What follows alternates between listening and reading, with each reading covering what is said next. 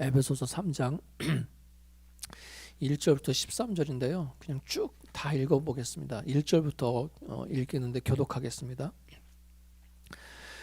이러므로 그리스도 예수의 일로 너희 이방인을 위하여 갇힌 자 된 나 바울이 말하거니와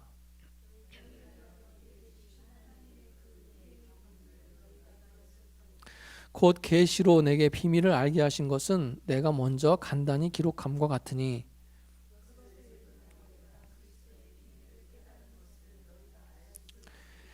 이제 그의 거룩한 사도들과 선지자들에게 성령으로 나타내신 것 같이 다른 세대에서는 사람의 아들들에게 알리지 아니하셨으니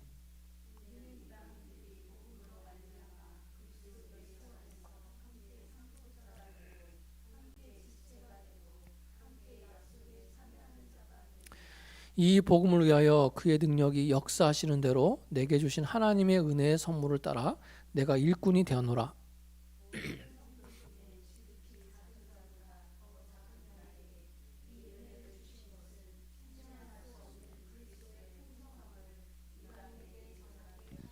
영원부터 만물을 창조하신 하나님 속에 감추어졌던 비밀의 경륜이 어떠한 것을 드러내게 하려 하심이라.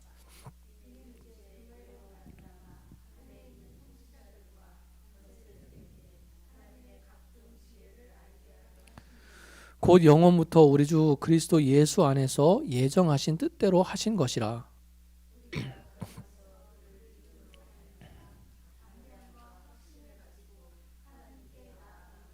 다 같이 읽겠습니다. 그러므로 너에게 구하노니 너희를 위하여 나의 여러 환난에 대하여 낙심하지 말라.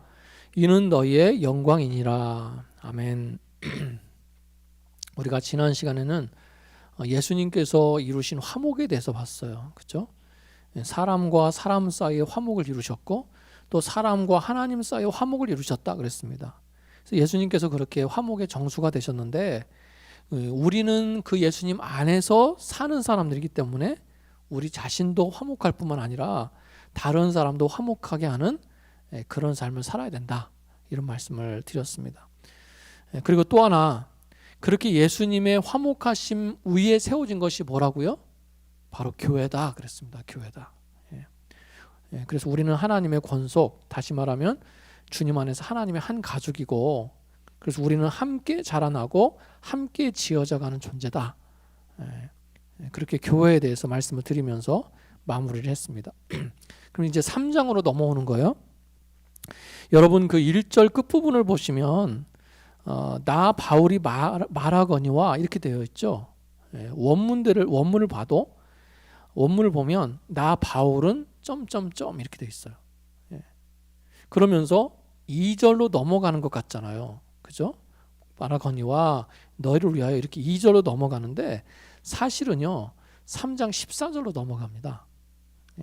14절로 이어져요. 내용적으로 보면 3장 14절과 이어져야 되는 거예요. 그러니까 14절부터 내용이 뭡니까? 바울이 에베소 성도들을 위해서 두 번째 중보기도하는 내용이 쭉 나와요. 그러니까 이건 우리가 다음 주에 보게 될 텐데 쉽게 설명하면 여러분 그거예요. 바울 사도가 1장 2장에서 구원에 대해서 얘기했습니다. 그렇죠? 구원에 대해서. 그리고 이제 3장에 들어와서 에베소 성도들을 위해서 다시 한번 중보 기도를 딱 하려고 하는 거예요. 근데 기도를 시작하려고 딱 하는데 바울 사도가 기도를 하려고 하다가 갑자기 하고 싶은 말이 생각이 난 거예요. 물론 성령께서 그런 마음을 부어주신 겁니다. 에베소서 성도들을 위해서 기도하려고 하다가 꼭 필요한 말씀을 전해야 되겠다. 이런 마음의 감동이 있었어요. 그게 뭡니까? 기도를 잠시 멈추면서까지 에베소 성도들에게 하고 싶었던 말이 뭔가? 바로 낙심하지 말아라. 이 얘기였어요. 낙심하지 말아라. 에베소 성도들을 위로하는 그런 말이었다는 겁니다. 여러분 13절을 보시면 낙심하지 말아라 이렇게 말씀하고 있죠. 이 말은 뭡니까? 에베소 성도들이 낙심하는 사람들이 있었다는 거예요. 무엇 때문에 낙심했습니까? 말씀에서는 여러 가지 환난을 가리킨다. 환난 1절을 원문대로 번역하면 이방인을 위한 그리스도 예수의 죄수된 나 바울이 죄수된 바울을 강조하고 있어요. 그러니까 바울 사도가 이방인의 사도로서 이제 복음을 전하는데 예수님을 위해서 열심히 사역했는데 어떻게 된 거예요? 죄수가 됐어요. 죄수가. 예. 죄수로서 고통과 고난을 당하고 있다는 겁니다. 예. 그런 바울의 소식을 들은 에베소 성도들 중에는 낙심하는 사람들이 있었다는 거예요. 예. 저렇게 큰 종이, 저렇게 위대한 종이 왜 이런 고난을 당하나? 정말 하나님께서는 뭐 하시는 건가? 살아 계시는 건가? 낙심하는 사람들이 있었다는 겁니다. 예. 그래서 바울은요, 내가 당하는 고난 때문에 낙심하지 마십시오. 이렇게 말씀하고 있는 거예요. 내가 당하는 환난은 그냥 어려움이 아니라 오히려 여러분의 영광을 위한 것입니다. 그러니까 내 환난은 여러분에게 영광입니다. 여러분에게 자랑이 되는 겁니다. 이렇게 얘기하고 있어요. 그러니까 바울은 지금 기도하기 앞서서 자기 때문에 낙심한 성도들을 위로하고 있는 거예요.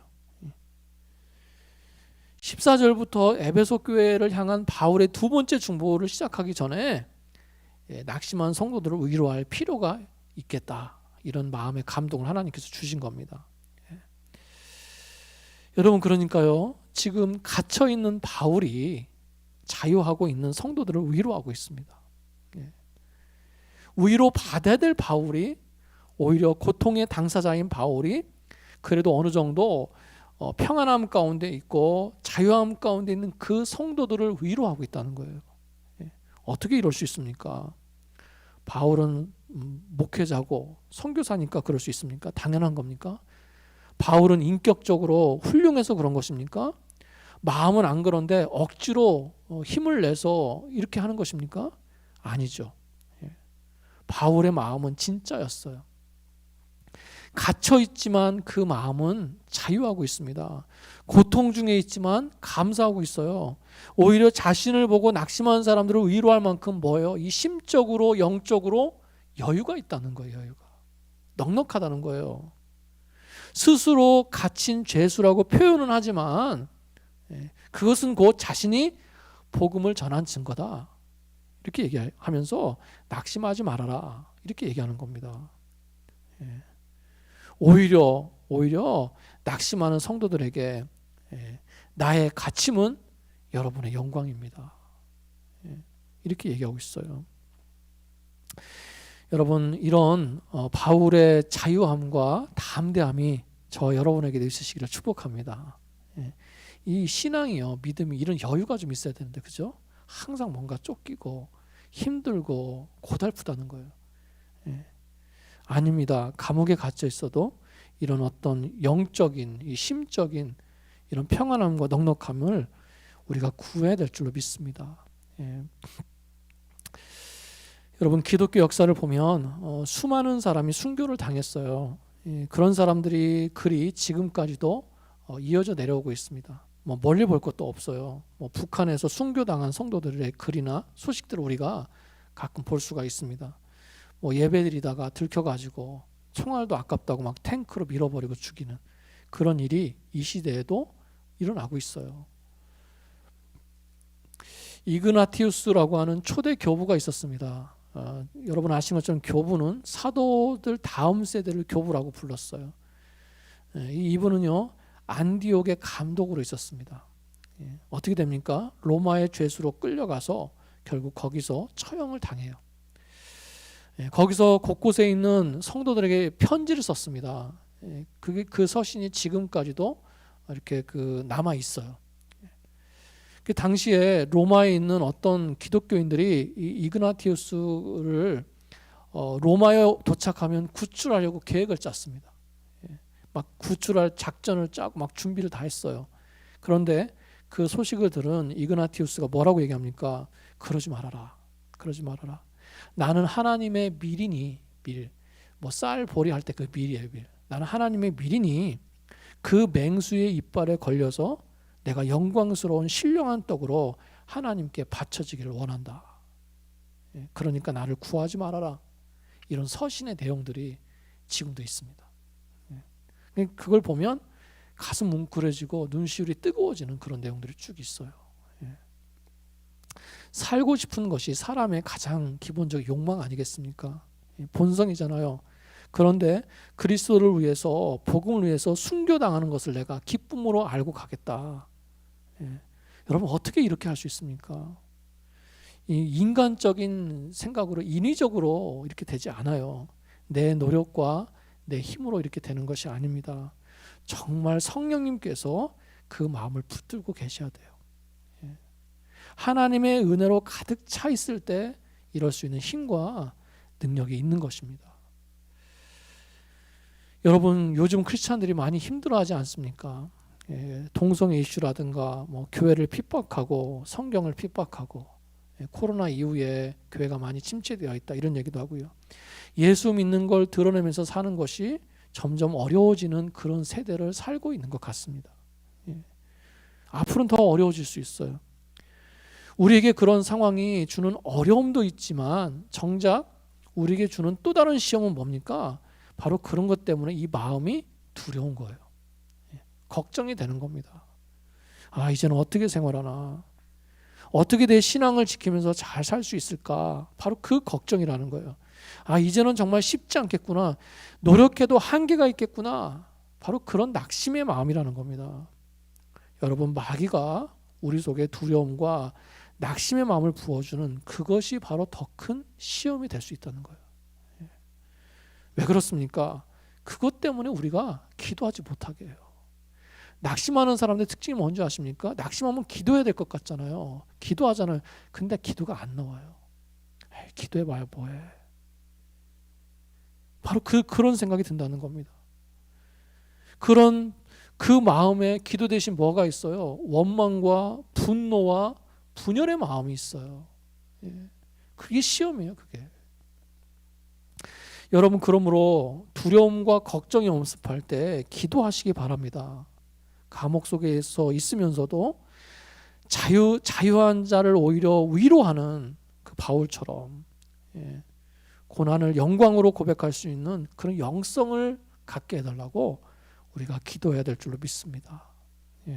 하나님께서는 그럴 수 있는 은혜를 저와 여러분에게 주실 줄로 믿습니다.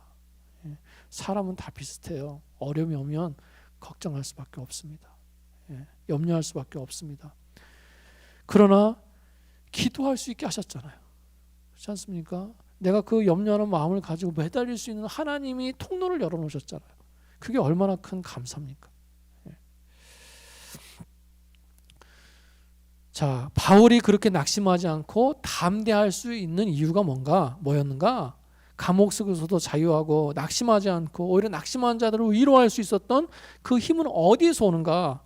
좀 더 구체적으로 말씀하고 있어요.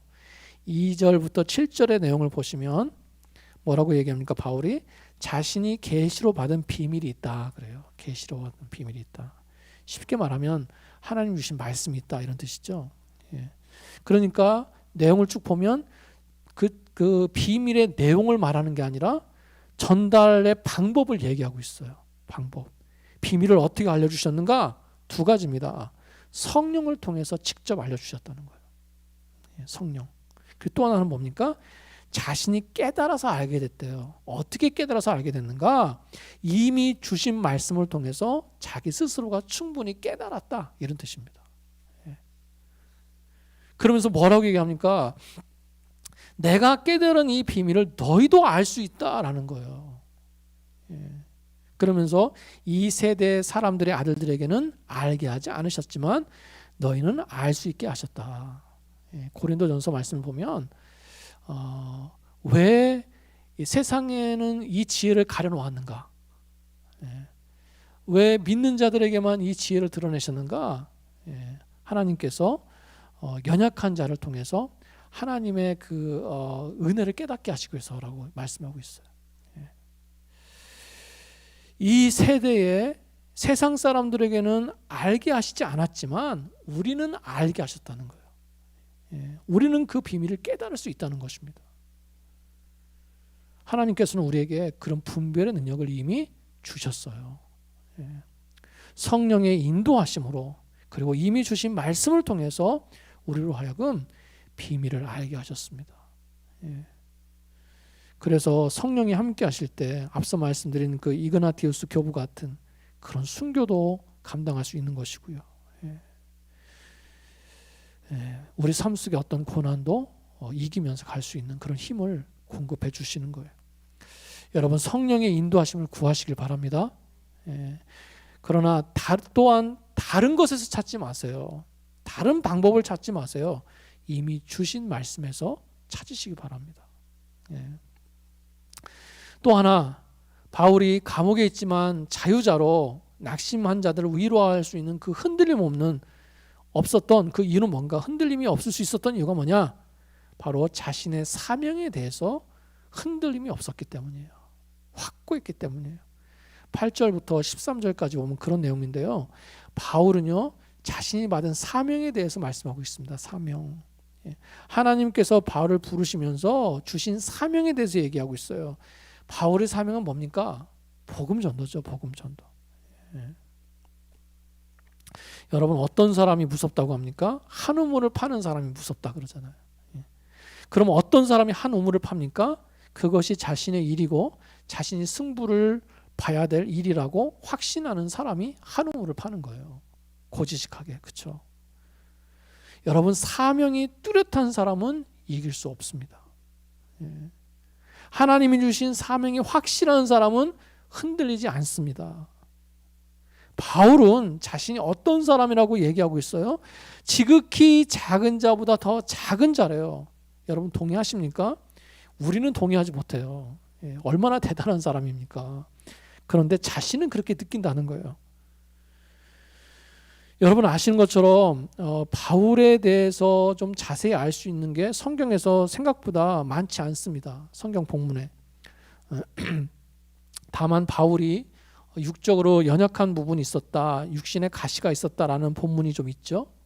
그리고 또 바울이 글은 잘 쓰잖아요. 이게 논리적으로 이렇게 글은 잘 쓰는데 또 글을 잘 쓰는 사람은 말을 잘 못한다 그러지 않습니까? 바울도 그랬던 것 같아요. 고린도 후서 11장을 보면 내가 말에는 조라나 지식에는 그렇지 아니하다 이런 얘기를 합니다.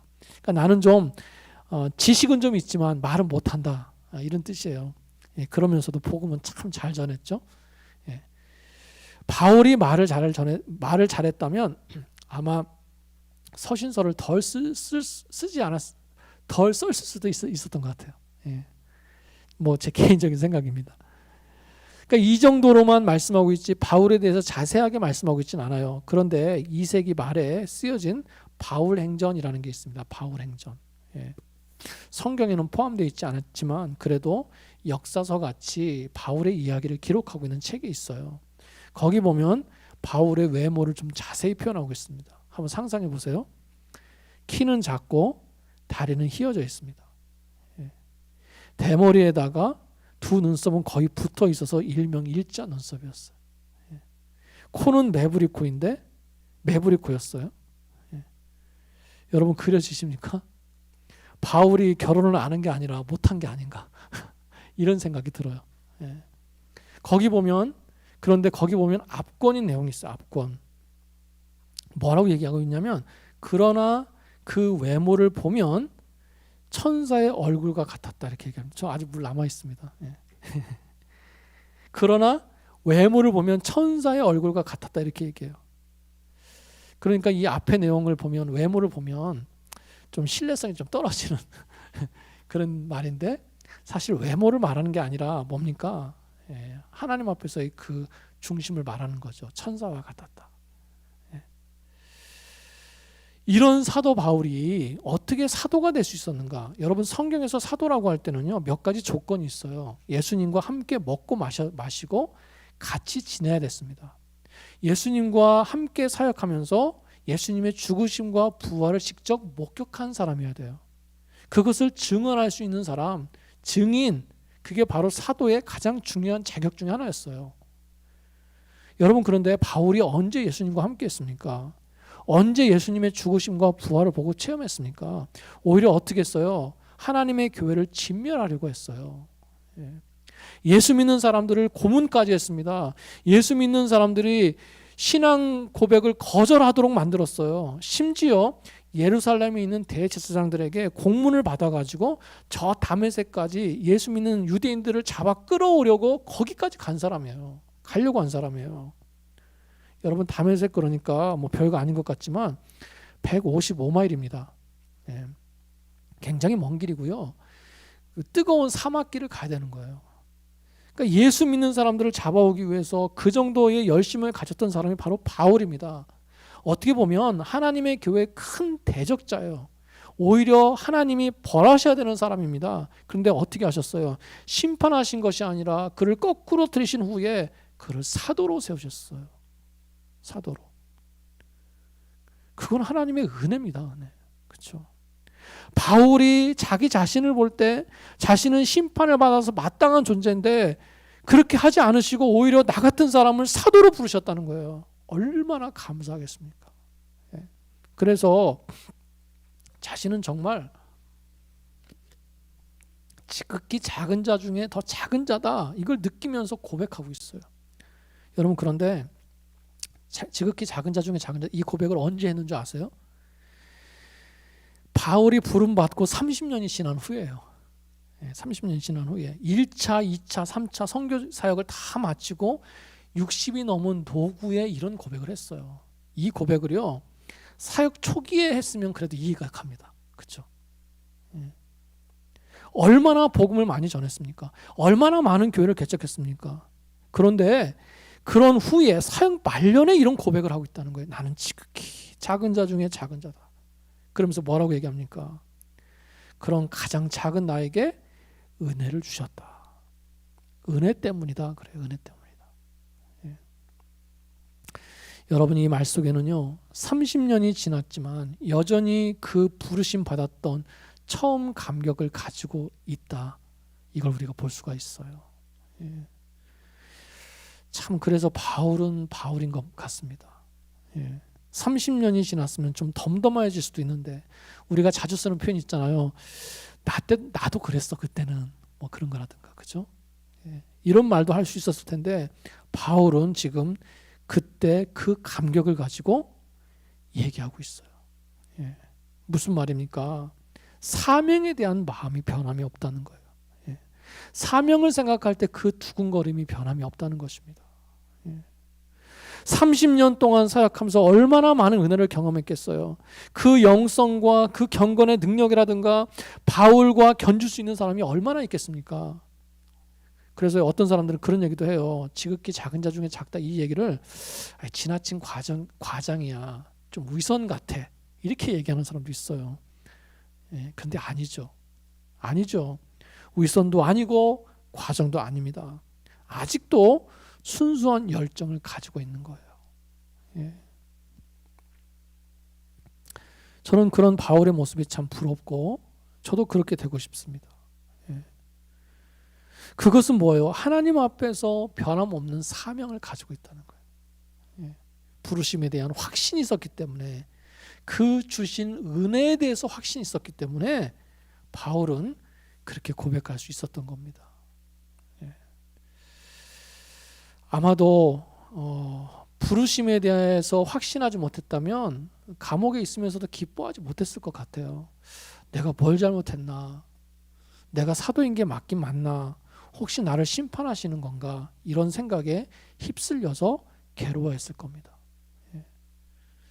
여러분 나를 왜 부르셨는지 나를 무엇으로 부르셨는지 내 사명이 무엇인지를 확신해야 될 줄로 믿습니다. 예. 그런 사람은 고난이 있어도 쓰러지지 않고요. 낙심하지 않는 거예요. 예. 오늘 제가 바울이 기도하기 전에 꼭 하고 싶었던 말, 성령의 감동으로 주신 말, 낙심하지 말아라 이 말씀을 함께 나눴습니다. 낙심하지 마십시오. 어떻게 그럴 수 있습니까? 성령의 인도하심을 구하세요. 이미 주신 말씀 가운데 깨닫고 주시는 비밀을 들으시기 바랍니다. 또 어떻게 그렇게 낙심하지 않고 변함 없이 갈 수 있습니까? 나에게 주신 사명을 확실히 붙드시고요. 그것이 흐릿해졌다면 선명하게 하시고 그 사명 놓고 부르심을 놓고 기도하시는 그런 저 여러분 되시기를 축복합니다. 아멘.